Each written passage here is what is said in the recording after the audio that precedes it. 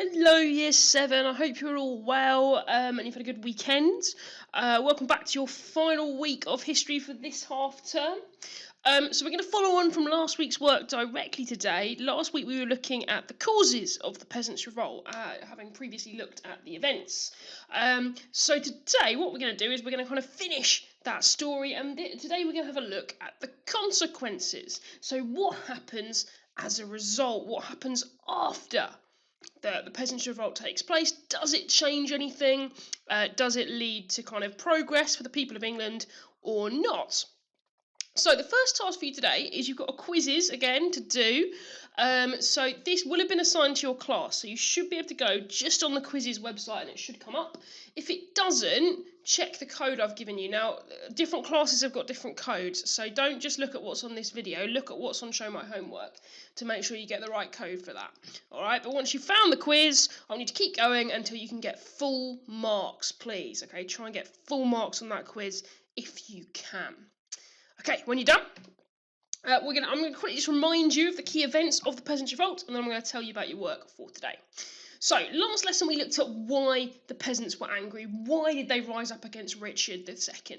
And there were a couple of reasons, one of which was war. Alright, England has been at war for 50 years with France by this point. War is expensive. War means lots of taxes. Right, people don't like that.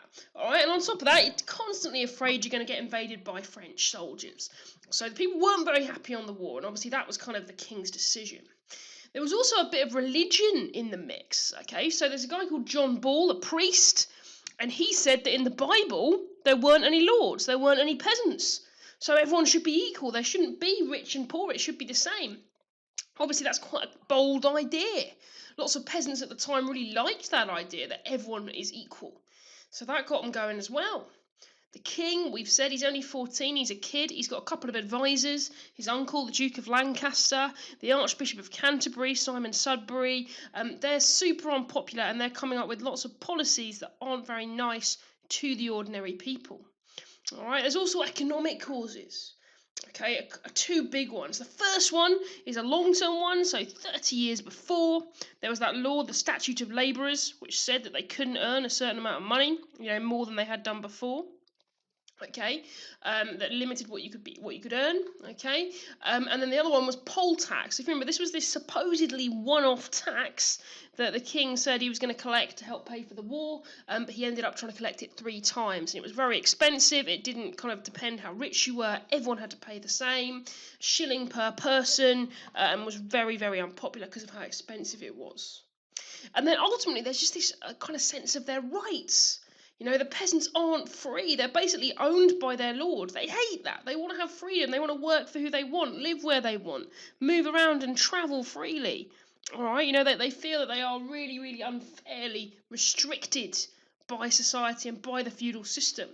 Okay, so all of these problems kind of mix together. The collection of the poll tax in 1381 was the trigger to kick it all off. So what happens is, I've got quite a handy little map here. It kind of begins in Essex and Kent, okay, where peasants start attacking tax collectors who have come to get the poll tax. It then escalates and they march on London, where they sort of have a bit of a reign of terror for a few days, burning houses down and robbing people and attacking the king's men. Okay, their leader is a guy called Wat Tyler. All right, they meet with the king at a place called Smithfield. He agrees to everything.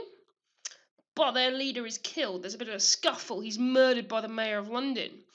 The king he reassures the peasants, you know what, guys? You're absolutely right. I'm going to give you everything you've asked for, I promise. So all the peasants go home.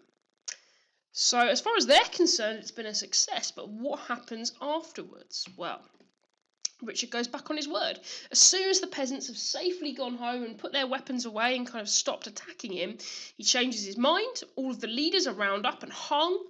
Okay, anybody who supported John Ball, that priest who said people should be equal, they have to go into hiding, because if they're caught, they're killed too. Okay, they're burnt alive, alright, for heresy. Okay, and the king took back everything he had promised. And he says, peasants you were, peasants you remain. Because he said, well, I was only forced to say yes, I didn't really mean it, so it doesn't count. Oh, he's really horrible. So it doesn't end in success at all, really. But obviously it's not a simple story. There are some positives. So your main task today is you should have these cards, okay? They're on the PowerPoint that I've attached, okay? You can print them off, or if you can't print them off, you're going to have to write them out. What you're going to do is, if you can print them off, you need to get two colours and sort them into whether they are a positive consequence or a negative consequence.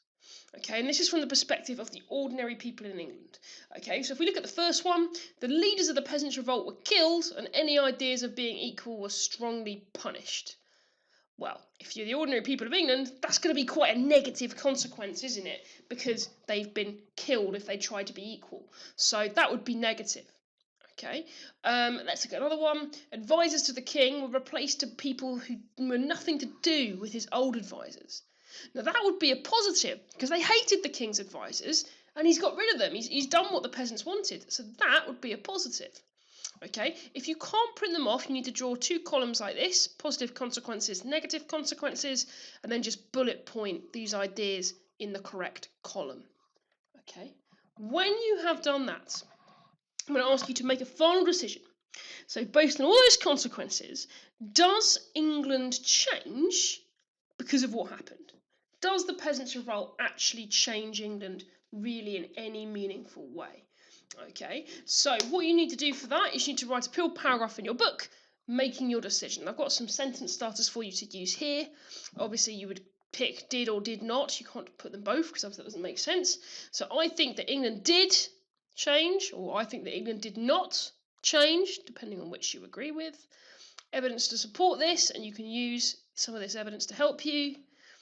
This shows that England did or did not change because, etc. Okay, so that's the day's work. If you have any questions or you're stuck, please get in touch. Just drop me an email or post something on Microsoft Teams.